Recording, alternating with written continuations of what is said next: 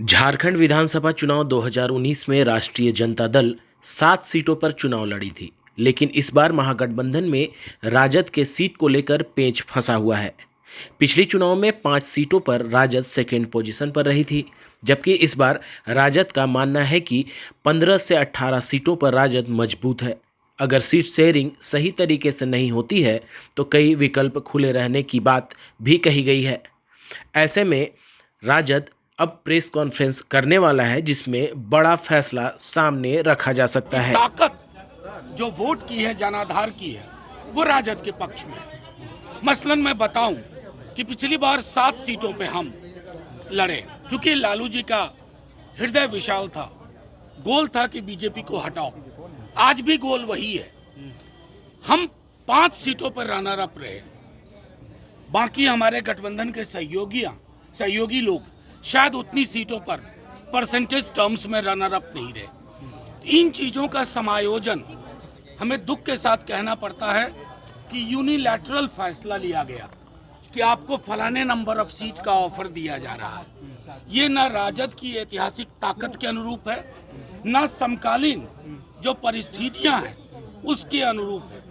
अलग अलग जिलों में हमारी जो प्रेजेंस है वो बहुत ताकत की है। हम अपने गठबंधन के सहयोगियों को इस बात के लिए आग्रह करेंगे कि उसके अनुरूप फैसला लीजिए।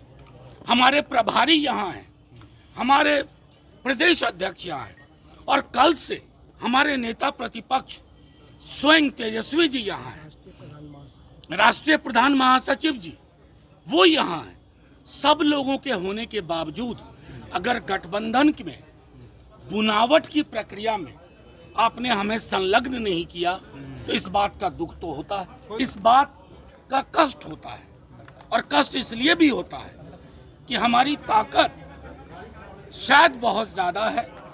आज हमने पूरी जो मीटिंग की है उसमें हम लोगों ने 15 से 18 ऐसी सीटें चिन्हित की हैं अलग अलग जिलों की, जहां हम शायद अकेले भी बीजेपी को परास्त करने में सक्षम है।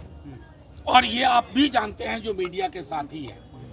और मैं चाहूँगा कि जो हमारी मनोभावना हमारे यहाँ की यूनिट ने, कार्यकर्ताओं ने नेता प्रतिपक्ष के समक्ष रखा, उसके अनुरूप उम्मीद की जानी चाहिए थी कि आप कोई भी चीज़ें प्रक्रियाधीन करने से पूर्व कंसल्टेशन के प्रोसेस को मुकम्मल करते हैं।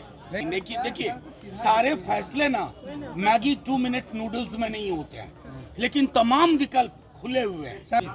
विकल्प तमाम खुले हुए हैं, क्योंकि कोई भी पॉलिटिकल पार्टी अपने नेताओं, अपने कार्यकर्ताओं की मनोभावना को दरकिनार करके चले, ये उचित नहीं लगता है।